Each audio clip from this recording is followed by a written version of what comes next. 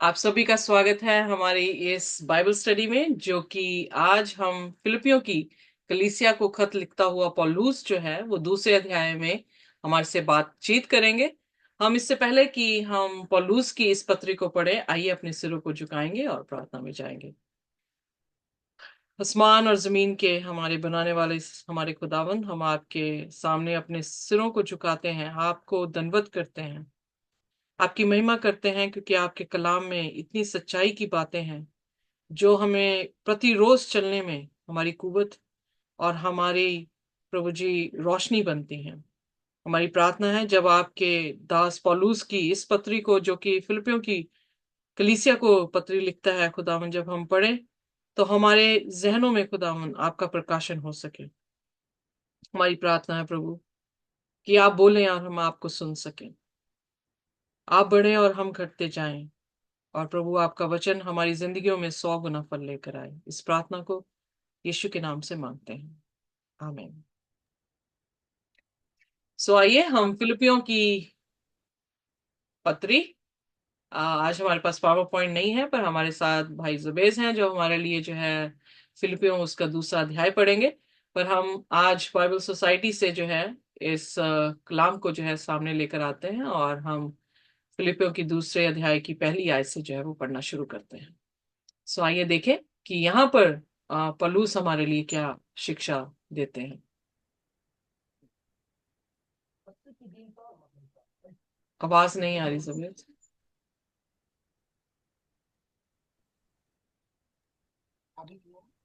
नहीं।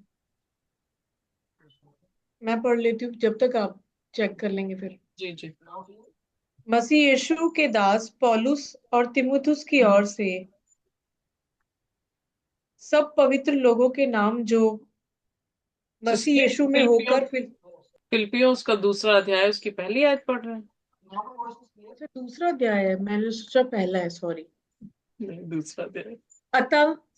अतः यदि मसीह में कुछ शांति और प्रेम से ढाढ़स और आत्मा की सहभागिता और कुछ करुणा और दया है, तो मेरा ये आनंद पूरा करो कि एक ही मन रहो और एक ही प्रेम, एक ही चित्त, एक ही मनसा रखो।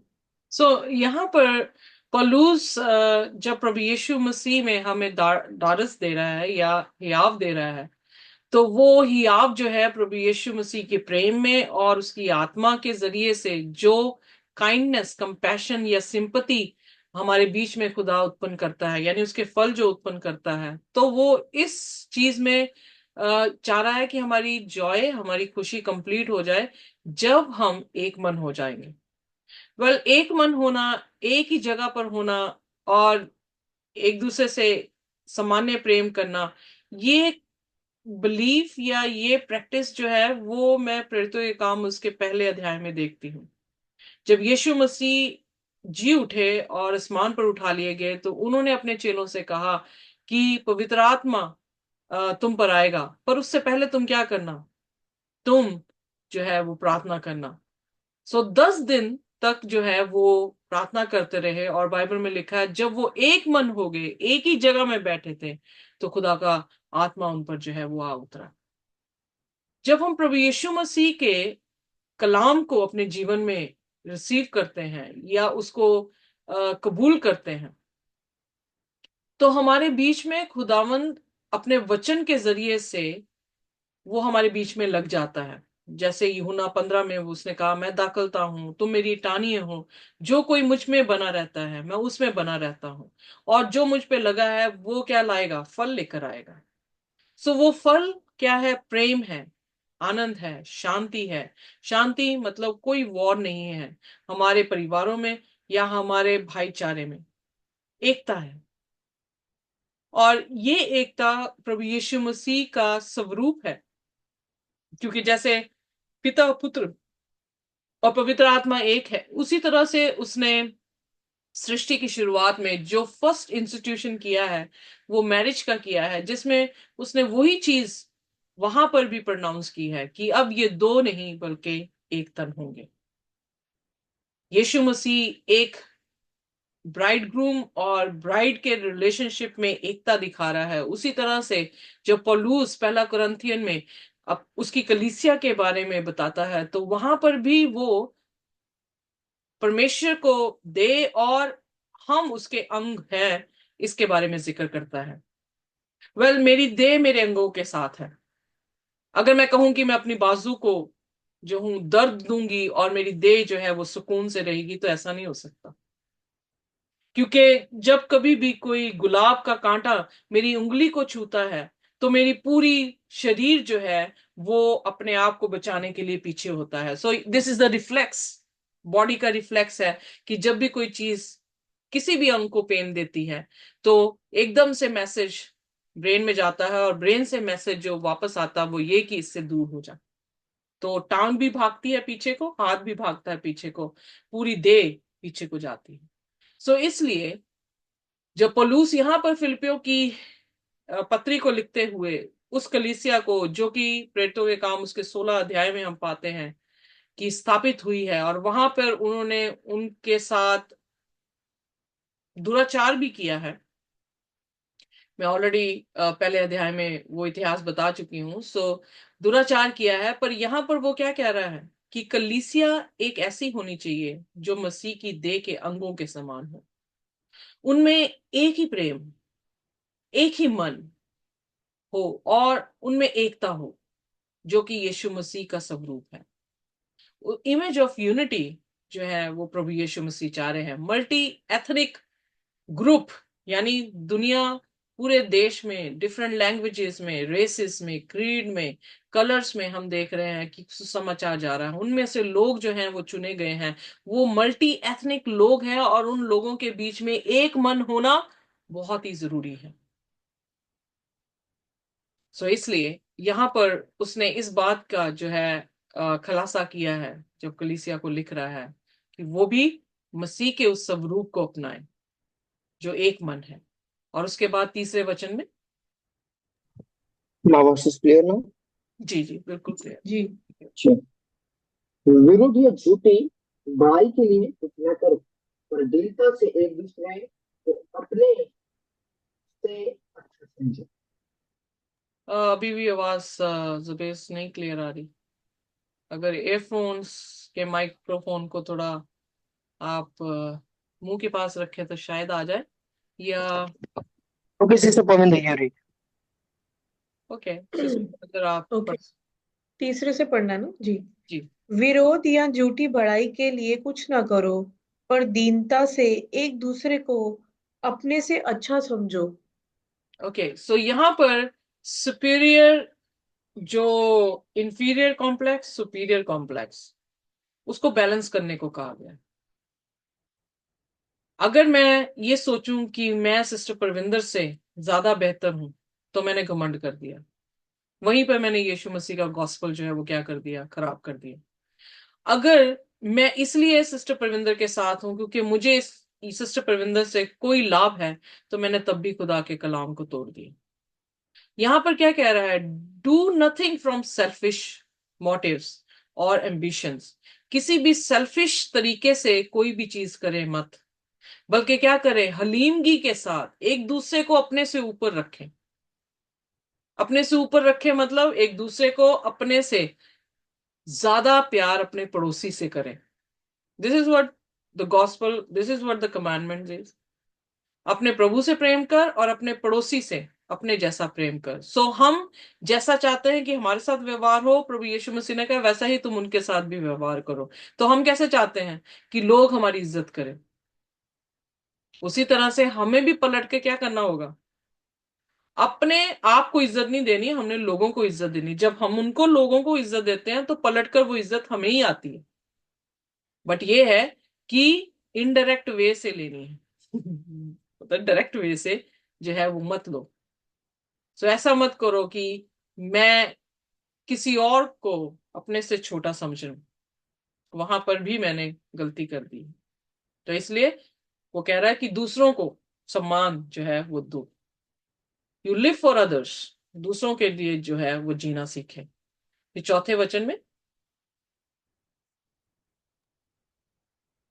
हर एक अपने ही हित की नहीं, वरन दूसरे की हित की भी चिंता करे। तो अब ये स्टेटमेंट जो उसने दी है कि अपने से बेहतर समझने का मतलब ये नहीं है कि मैं ये कहूं कि आपको मैं ग्लोरीफाई कर दूं, वहां पे भी गॉस्पेल खराब हो गया। जी। यहां पे उसने हित के बारे में कहा है कि अपने से बढ़कर दूसरे को, किसमें? हित में। मतलब अपना ही इंटरेस्ट ना देखो, पर दूसरे का भी क्या करो, इंटरेस्ट देखो। एक हस्बैंड और एक वाइफ की यूनिटी कैसी बनी होती है? वाइफ अपने हित की नहीं सोचती, वो अपने आदमी की सोचती है। आदमी अपने हित की नहीं सोचता, वो अपने परिवार के हित की जो है वो सोचता है। तो सभी क्या कर रहे हैं? अल्टीमेटली एक दूसरे को सर्व कर रहे हैं।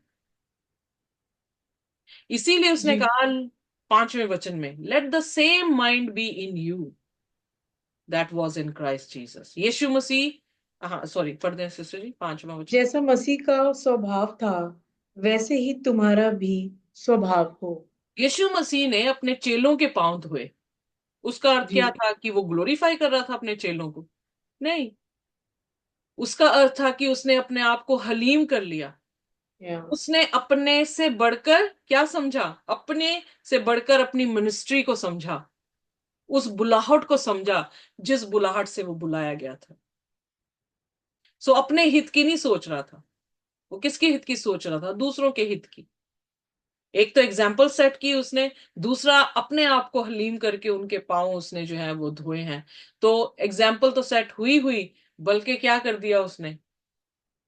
उसने अपने आप को परमेश्वर होता हुआ भी उसके तुल्य अपने आप को नहीं समझा।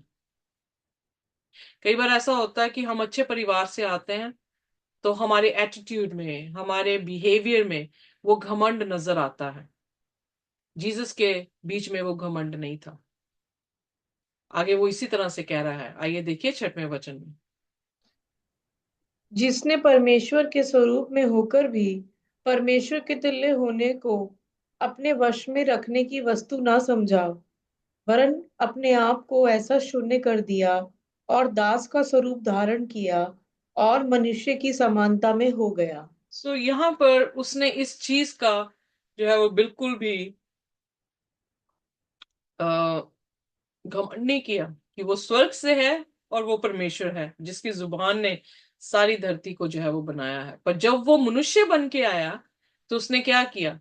उसने अपने आप को, सॉरी, शून्य कर लिया। खुदा होता हुआ भी उसने खुदा के तुल्य अपने आप को नहीं रखा। सो ऐसा मन, ऐसा कलीसिया में भी मन होना चाहिए जैसा यीशु में था। उसकी हलीमगी की कितनी बात करें, बहुत समय लग जाएगा कि उसके हलीमगी के बारे में अगर हम बात करना शुरू करें। वही चीज पौलुस कह रहा है कि अपने से बढ़कर दूसरे के हित के बारे में सोचो, अपने से बढ़कर दूसरे को बड़ा समझो, उसकी जरूरत को पूरा करने की कोशिश करो। अब अगर हम मदर टेरेसा को देखें, तो मदर टेरेसा कोई लेपर नहीं थी। उसके परिवार में कोई लेप्रोसी नहीं आई हुई थी कि उसे लेपर्स के वूंड जो है वो धोने पड़ने थे। पर उसने अपने हित की नहीं, उसने किसके हितों की देखी? उसने उन लोगों के हित की देखी जिन्हें उस समय के समाज ने तरक दिया था और कोई भी उनकी देखरेख नहीं कर रहा था। कैन यू इमेजिन, जब फीवर हो जाता है तो हम कितना अपने माँ बाप या अपने भाई बहनों से कहते हैं, मुझे ये भी दे दो, मुझे ये खाने को दिल कर रहा, अभी ये नहीं खाया जा रहा, मेरे ये दुख रहा है, मेरे लिए दवाई ले आए। बट वो लोग ऐसे लेप्रोसी में जकड़े हुए थे जिनको एक्सक्यूमिनेट कर दिया गया है, आइसोलेट कर दिया गया है कम्युनिटी से, और कोई उनका भाईचारों में से कोई भी बच्चा, ना कोई बीवी, ना कोई भाई ऐसा उनके पास था जो उस समय में पीड़ा में उनकी मदद कर सके। तो मदर टेरेसा ने क्या किया? उसने ये नहीं देखा कि मुझे लेप्रेसी हो जाएगी। उसने क्या किया? उसने अपने आप को इतना हलीम किया कि उसने उनके जख्मों को धो दिया। तो क्या यीशु मसीह ने उसको लेप्रेसी होने दी? नहीं। नहीं। नहीं। वो कभी भी लेपर नहीं हुई। लेपर्स को छुरी थी, कम्युनिकेबल डिजीज है लेप्रोसी। लेपर्स को छुरी थी, पर वो कभी भी लेपर नहीं बनी। यही मौजा था, यही आमीन। उसकी अच्छी इंटेंशंस थी कि उसने दूसरे को जो है वो ज्यादा बेहतर समझा। उसकी सेवकाई यही थी कि उसने अपने आप को शून्य करके यीशु की उस क्रूस को पकड़ लिया था और उसको फॉलो कर रही थी। इसीलिए पूरी दुनिया ने उसको मां कह दिया कि कौन सी ऐसी मां होगी जो लेप्रोसी के जकड़े हुए बच्चे को भी जो है वो करेगी। Mother Teresa. बहुत सारे जो माओ के बच्चे थे वो उन्हीं की सेवा कर रही थी, उनकी माओ ने तो छोड़ दिया, पर मदर टेरेसा ने जो है उनको क्या किया, उनकी देख रेख की, उनके लिए छत बनवाई, उनकी वहां पे सेवा टहल की। सो यीशु मसीह ने भी यही किया। लेप्रोसी एक पाप को दर्शाती है, हम भी पापी थे। यीशु मसीह इतना शून्य हुआ कि वो मनुष्य बनकर हमारे बीच में आ गया। उसने अपने हित की नहीं सोची कि मैं तो राजा हूं, मैं तो प्रीस्ट हूं, मैं तो परमेश्वर हूं, पर उसने हमारे लिए सोचा। और यही मन पौलुस कह रहा है कलीसिया के दिलों में भी होना चाहिए। हम अपने बारे में नहीं, दूसरों के बारे में सोचें, उनके दर्द के बारे में सोचें, उनकी जरूरतों के बारे में सोचें। यीशु मसीह ने कहा अगर किसी को 1 मील चलने को कोई तुमसे कहे तो तुम क्या करना, 2 मील चल देना। एक कपड़ा जोड़ा चाहिए हो तो 2 दे देना। क्या कह रहा है वो? अपने से बढ़कर दूसरे को समझा जाए। अगर तेरे पास रोटी है तो फिर क्या करना, वो रोटी दूसरे के साथ बांट लेना। तू अपने बारे में ना सिर्फ सोच, तू दूसरों के बारे में जो है वो सोच। फिर उसके बाद 8वें वचन में आते हैं। जी। और मनुष्य के रूप में प्रकट होकर अपने आप को दीन किया और यहाँ तक आज्ञाकारी रहा कि मृत्यु, हाँ, क्रूस की मृत्यु भी सह ली। यीशु इस मसीह आज्ञाकारिता में भी मुकम्मल रहा। उसने अपने हित की नहीं, बल्कि उसने परमेश्वर के हित की जो है वो आ, आज्ञा फरमानी की।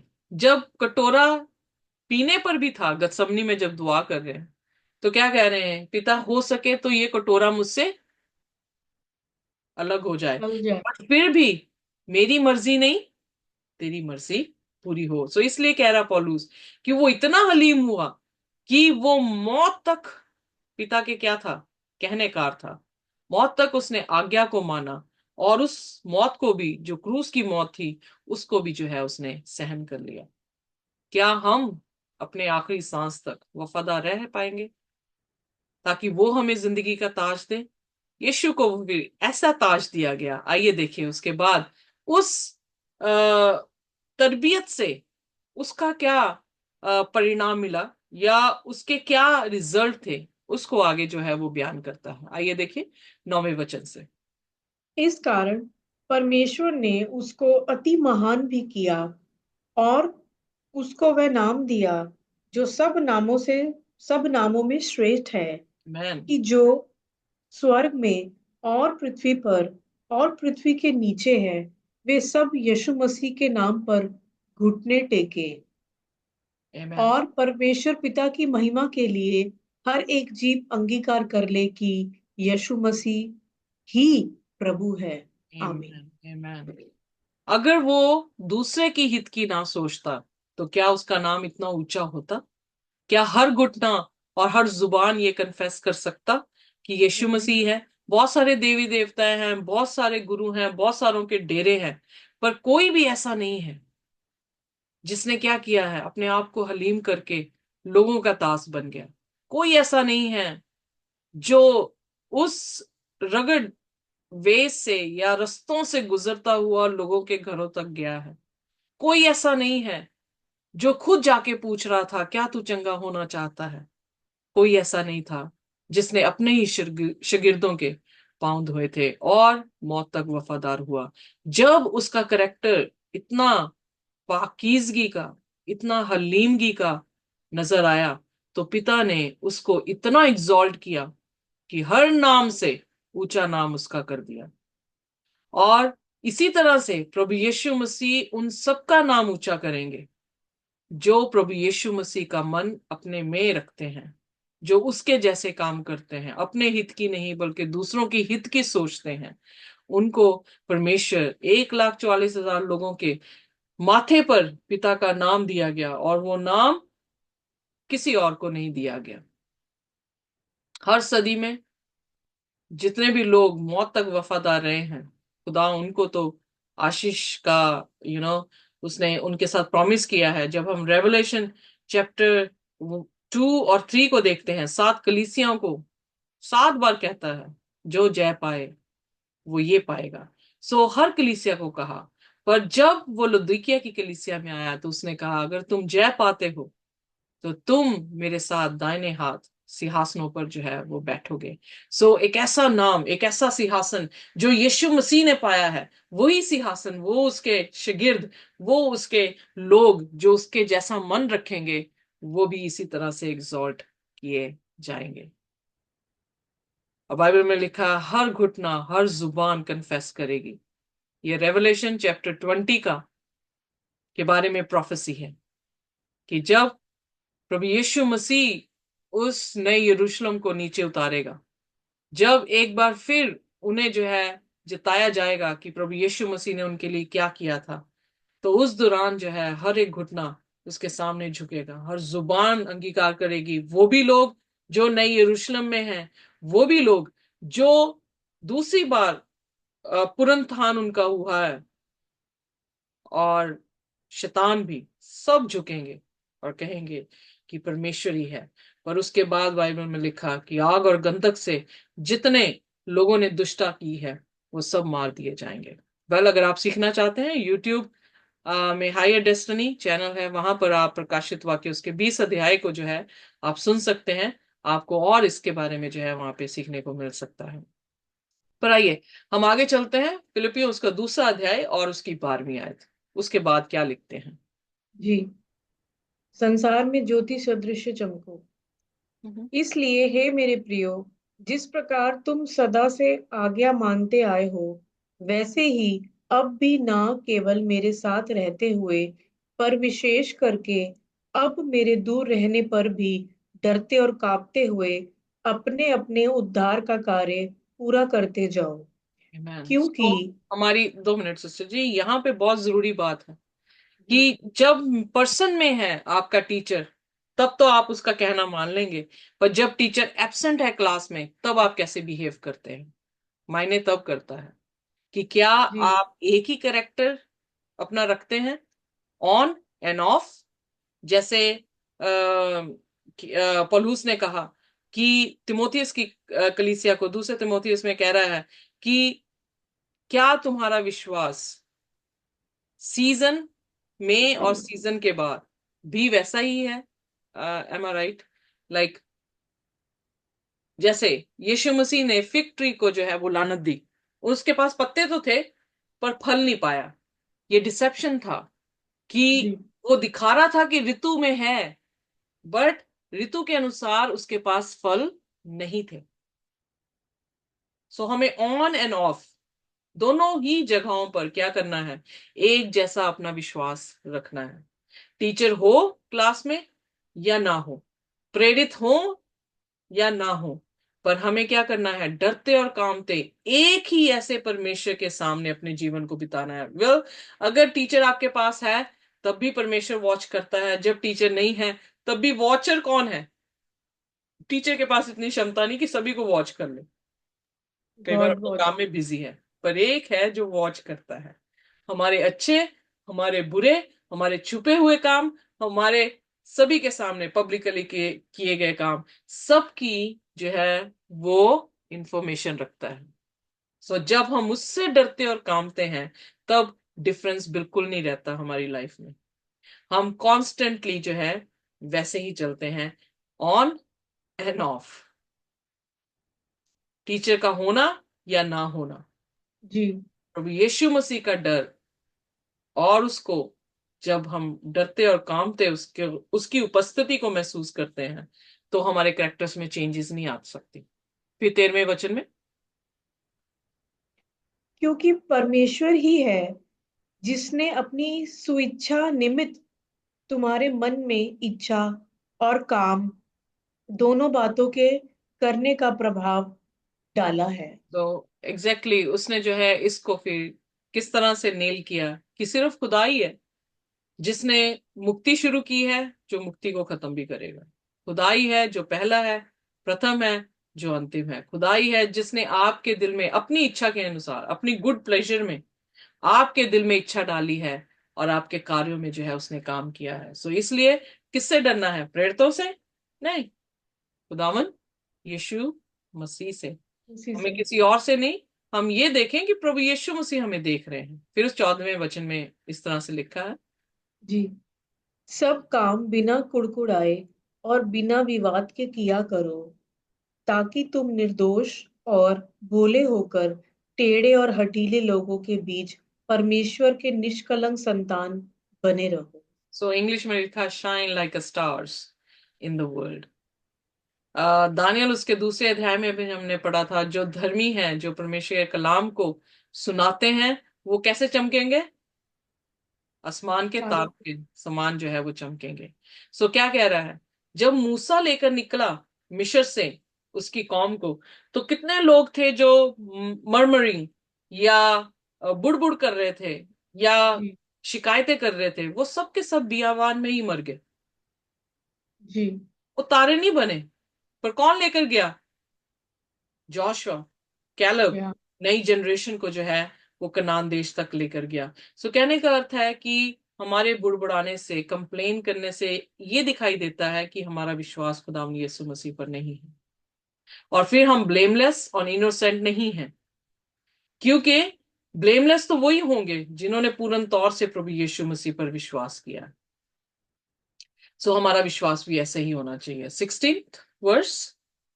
नहीं, थोड़ा 15 का आधा भी है भी। अच्छा जी, पढ़ दे। जिनके बीच में तुम जीवन का वचन लिए हुए जगत में जलते दीपकों के समान दिखाई देते हो। Amen. सो ऑलरेडी स्टार्स की तरह दिखते हो, या ज्योति जिसके पास दीवट 10 वर्जिन्स की पैराबल जो है, उनके पास क्या थे? दीपक थे। वो दीपक कैसे जल रहे थे? वो रोशनी से जल रहे थे, जी। पवित्र आत्मा के तेल से जल रहे थे, खुदा के वचन को दिखा रहे थे। सो कहने का अर्थ ये है कि वो इंसान जो ब्लेमलेस है, इनोसेंट है, यीशु मसीह के बच्चे हैं, वो वाइस वर्जिन की तरह है जिनके दीपकों में तेल था और उनके दीपक जल रहे थे। सो फिर 16वां वचन। जी। कि मसीह के दिन मुझे घमंड करने का कारण हो, कि ना मेरा दौड़ना और ना मेरा परिश्रम करना व्यर्थ हुआ। यदि मुझे तुम्हारे विश्वास रूपी बलिदान और सेवा के साथ अपना लहू भी बहाना पड़े, तो भी मैं आनंदित हूँ और तुम सबके साथ आनंद करता हूँ। वैसे ही तुम भी आनंदित हो और मेरे साथ आनंद करो। सो यहाँ पर खूबसूरत इलिस्ट्रेशन दी है। जैसे एक किसान है, जब वो अपनी खेती में मजदूरी करता है या बहुत मेहनत करता है, बीज बोता है, जब वो 100 गुना फल देखता है, तो उसका घमंड, उसकी खुशी का कोई भी जो है वो क्या कहते हैं, मुकाबला नहीं। एक औरत अपने पेट में 9 महीने तक बच्चे को रखती है, हर दुख तकलीफ से गुजरती है, और फिर जब बच्चा उसके हाथ में आता है वो अपनी पीड़ा को भूल जाती है। उसी तरह से पौलुस क्या कह रहा है? हमने जो मेहनत की है, अगर मुझे खून भी देना पड़े अपना, तो मुझे इस बात से बहुत खुशी होगी और मैं इससे आनंदित हूंगा कि मेरा दौड़ना या मेरा मेहनत करना वो व्यर्थ नहीं गया है। क्योंकि जिस कलीसिया के ऊपर उसने मेहनत की है, अगर उसके लिए सेक्रीफाइस भी दे रहा है, तो उसकी कटनी में जो फल आ रहा है, उसके उसकी खुशी में वो खुश है। यीशु मसीह ने भी गतसमनी में उस कटोरे को इसीलिए पी लिया। क्यों? क्योंकि उसने जो बीज बोया है अपने लहू का, वो उस कटनी को देखता हुआ खुशी खुशी से उस कप को पी गया। हम भी उसी तरह से उस ट्रिबुलेशन के कप को पी लेंगे, ये जानते हुए कि इसका फजल और इसका अजल हमें कौन सा मिलने वाला है। अगर अजल का पता होगा तो हमारी खुशी का ठिकाना नहीं होगा, पर अगर अजल नहीं जानते होंगे तो हम जो है वो कुड़कुड़ाते रहेंगे, बुड़बुड़ाते रहेंगे, और हम ब्लेमलेस नहीं बन पाएंगे। फिर उसके बाद 19वें वचन में आइए देखिए क्या लिखता है। मुझे प्रभु यीशु मसीह में आशा है कि मैं तिमुथियुस को तुम्हारे पास तुरंत भेजूंगा, ताकि तुम्हारी दशा सुनकर मुझे शांति मिले। या क्योंकि मेरा मेरे पास ऐसा स्वभाव का कोई नहीं जो शुद्ध मन से तुम्हारी चिंता करे। सो वो काफी कॉन्फिडेंस जो है वो तिमोथीस पे रखता है, उसे अपना बेटा भी कहते हैं, अपना कोवर्कर भी कहा है पत्रियों में, अपना भाई भी कह रहा है।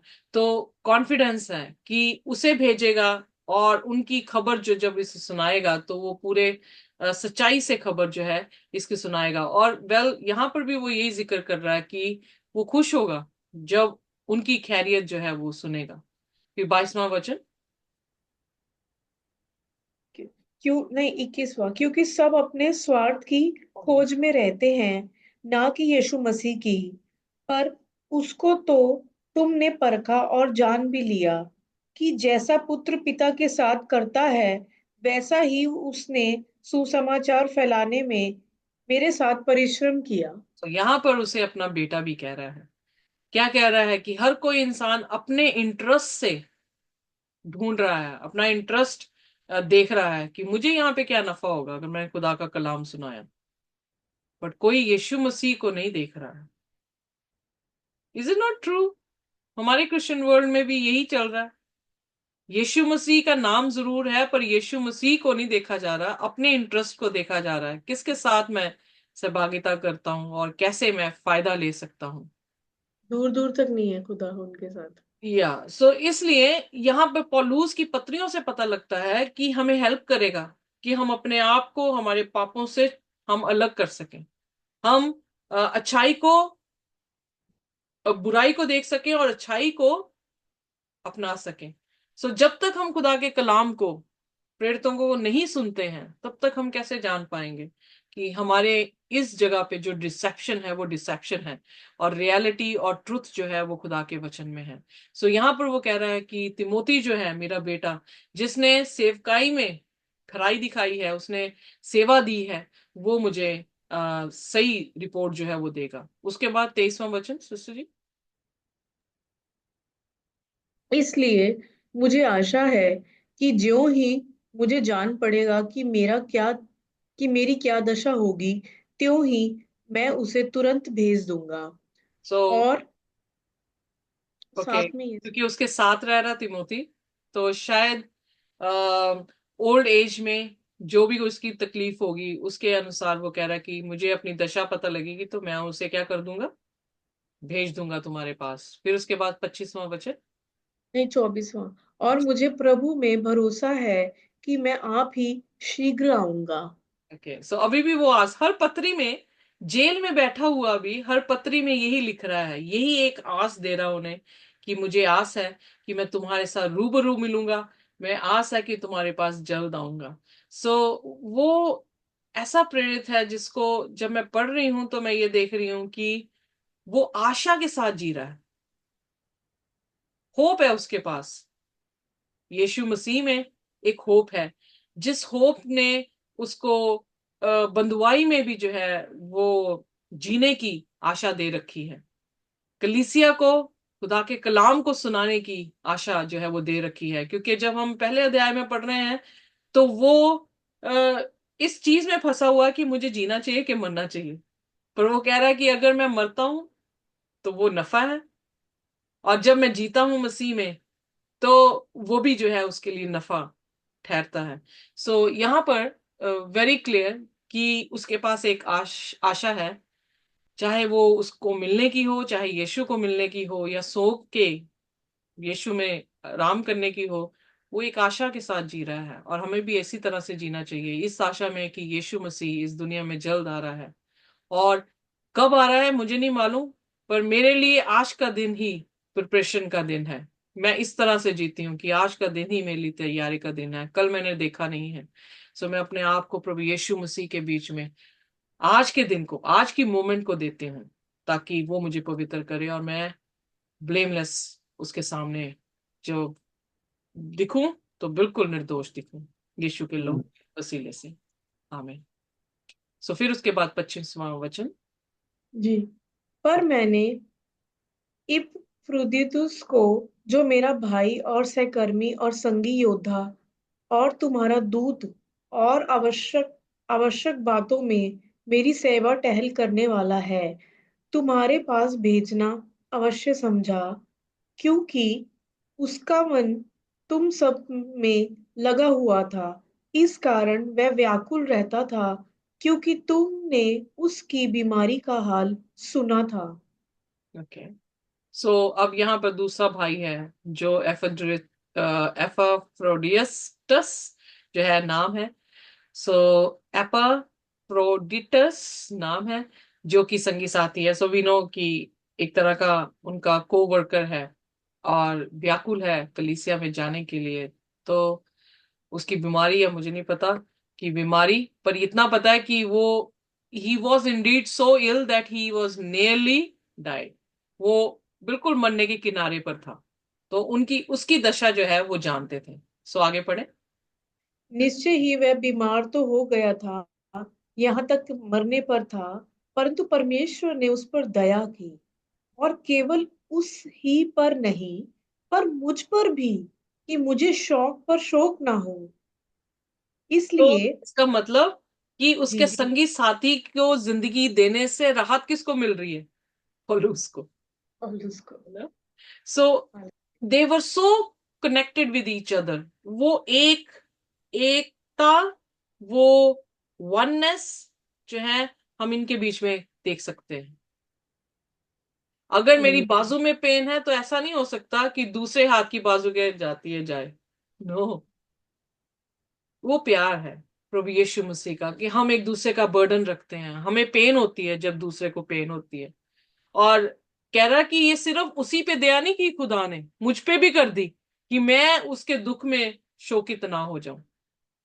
और फिर उसके 28वें वचन में, जी, इसलिए मैंने उसे भेजने का और भी यत्न किया, कि तुम उससे फिर भेंट करके आनंदित हो जाओ, और मेरा भी शौक घट जाए। या कि सो इसलिए उन्हें भेज रहा है, ताकि एक टेस्टमनी है उनके लिए कि खुदा ने मर्सी की है, उसे चंगा किया है, और जो उसकी इलनेस को सुनकर उनके बीच में व्याकुलता थी उसको खत्म कर सके। फिर 29 आए। इसलिए तुम प्रभु में उससे बहुत आनंद के साथ भेंट करना, और ऐसों का आदर किया करना, क्योंकि वह मसीह के काम के लिए अपने प्राणों पर जोखिम उठाकर मृत्यु के निकट आ गया था, ताकि जो घटी तुम्हारी ओर से मेरी सेवा में हुई उसे पूरा करे। सो यहाँ पर हम देख सकते हैं कि किस तरह से एक दूसरे की जगह लेकर सेवादार बने हुए हैं। अगर एक जन से कोई घटी हो रही है, दूसरा जन, एक का गला खराब है तो दूसरा खड़ा है, कोई बात नहीं, हम हैं, फिर हम आपकी जो है वो मदद करेंगे। So that is what team is all about. कि हम एक एक है, एक टीम की तरह है, एक तन की तरह है, कि हम एक दूसरे की परवाह कर रहे हैं। एक दूसरे की घटी जहां पर है वहां पर हम खड़े होकर उस घटी को पूरा कर रहे हैं। आलोचना नहीं कर रहे, गिरा नहीं रहे एक दूसरे को, पर एक दूसरे को क्या कर रहे हैं, अपलिफ्ट कर रहे हैं, ताकि हम मसीह के बीच में मुकम्मल हो जाएं। सो क्रिश्चियन वॉक यहाँ पर सीखने को मिलती है, एक ह्यूमिलिटी की वॉक है, वननेस की वॉक है। अगर वो करेक्टर हमारे में नहीं आया तो अभी तक हम मसीही नहीं है। हमें मसीह के पास आना होगा, हमें उसके जैसा मन लेना होगा, और फिर सिर्फ अपने इंटरेस्ट के लिए नहीं, यीशु मसीह के इंटरेस्ट में, अपने फायदों के लिए नहीं, बट यीशु मसीह की उस क्रूस को, उस नजात के बीच में अपने इंटरेस्ट को डालकर यीशु के पास आकर, सो वैसा ही प्रेम जैसा वो सिखा रहा है, वैसा ही प्रेम मैं उसके को वर्कर्स में देख रही हूँ, फेलो सोल्जर्स में देख रही हूँ, मैसेंजर्स में देख रही हूँ। सो ऐसा ही हमारे बीच में भी, लास्ट चर्च में भी होना जरूरी है। आमेन। आइए अपने सिरों को झुकाएं आमीन। और हम प्रार्थना में जाएंगे। हमारे स्वर्गीय खुदावंद, हम निहायत ही शुक्रगुजार हैं, धन्यवाद करते हैं प्रभु आपके इन वचनों के लिए जो आपने हमें सिखाए हैं। हमें अपने जैसा मन दे, हमारे में भी ऐसा ही भाईचारा हो। हम भी प्रभु अपने अपने से बढ़कर दूसरों को उनके हित के बारे में सोच सकें, उनकी सेवा कर सकें। हमें भी खुदावन हमारे परिवारों में एकता बख्शें, हमारी कलीसिया में, हमारे इस ग्रुप में प्रभु जी अपनी आत्मा के फल दें और हमें धन्य करें, क्योंकि सिर्फ आप भी हैं जो हमें पवित्र कर सकते हैं। हम अपने आप को आपके चरणों में लेकर आते हैं, प्रार्थना करते हैं प्रभु हमें अपनी कलीसिया बनाए, वो सच्ची कलीसिया जो आपके हुक्मों को मानेगी और भविष्यवाणी की आत्मा पर विश्वास करेगी, वो कलीसिया बनाए। प्रकाशित वाक्य 12 अध्याय में उस कलीसिया के बारे में आपने जिक्र किया है। हमें वैसा ही बनाए और अपनी आत्मा की उस सील के साथ प्रभु जी हमें नवाजें, ताकि हम आपके साथ स्वर्ग की बादशाहत में जा सकें। इस प्रार्थना को यीशु के नाम से मांगते हैं, आमीन। आमीन। आमीन। Thank you so much sister ji thank आपका यू लॉर्ड। कलाम के लिए। खुदा का आशीष, उसका अनुग्रह, उसकी शांति हमारे साथ इस तरह से बनी रहे। आमीन। आमीन। आमीन।